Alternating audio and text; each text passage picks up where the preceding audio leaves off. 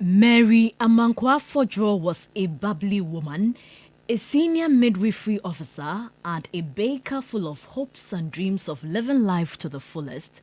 Then, cancer struck.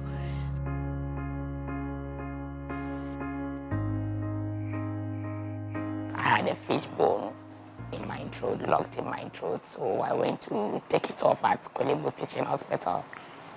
Years later, I realized my voice was getting hoarse. They did thorough examination of the throat, but there was nothing found. And they referred me to a speech therapist. But one day I got up and I saw a swelling around my neck area. I thought it was infection, so I started doing self-medication. After 2 weeks, I realized the thing was still the same. So I got to Gabor ENT, took the biopsy.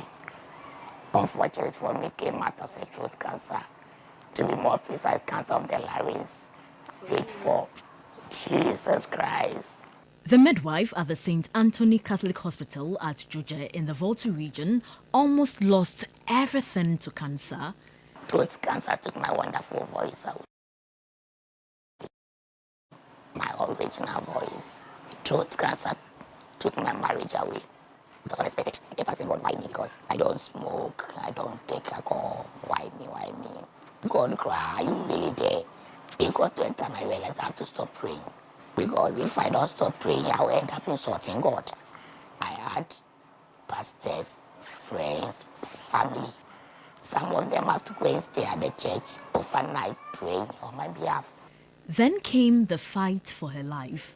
She had to undergo surgery to remove her voice box and have it replaced with an artificial one. What is in my neck is artificial voice. My nose had been disconnected, so as I'm sitting here, I'm not breathing through my nose. My nose is not working, so they have to find an alternative by creating a hole in throat. And then this will go straight into my lungs. So I breathe through it all out and I'm taking air as well. Now she has to limit the intake of solid foods and eats with the aid of a feeding tube.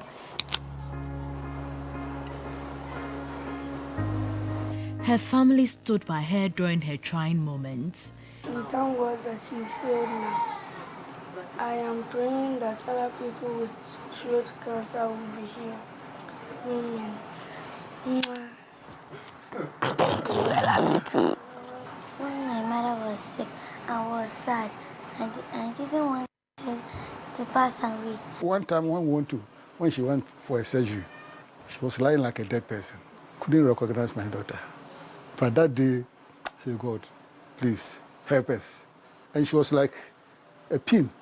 I would look at her and say, God, I think we know what we are doing.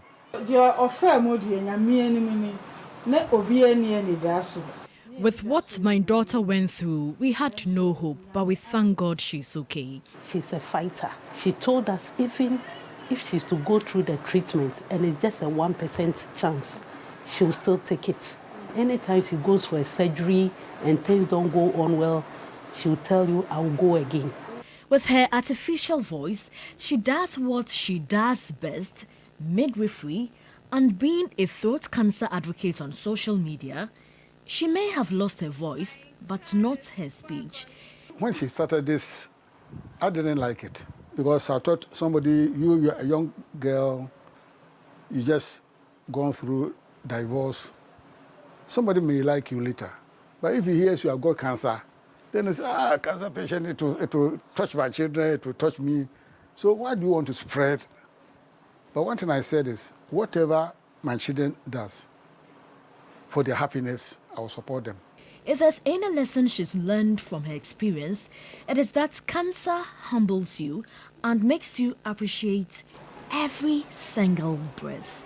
It has taught me that human, we are nobody.